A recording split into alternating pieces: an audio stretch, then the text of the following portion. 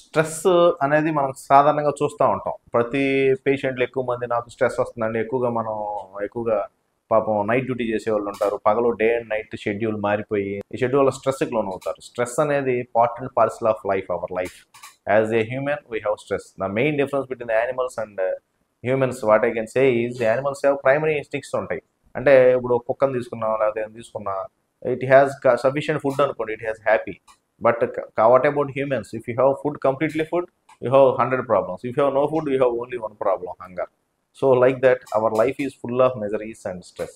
But how to cope the stress అనేది important అండి. Stress వల్ల ఏమవుతుందంటే మళ్ళీ అగైన్ మనకి బాడీలో రెండు సిస్టమ్స్ ఉంటాయి, పారాసింపాటిక్, సింపాటిక్. పారాసింపాటిక్ అనేది మనకు ఉన్నదంత సిస్టమ్ని స్లోగా చేస్తుంది, కంట్రోల్ చేస్తుంది, హార్ట్ రేట్ని రెగ్యులేట్ చేస్తుంది, అన్ని తగ్గిస్తుంది. సింపాటిక్ నర్వస్ సిస్టమ్ అనేదంతా మనకి స్ట్రెస్లో యాక్టివేట్ అయిపోయి it is a bad hormones produce చేస్తాయి.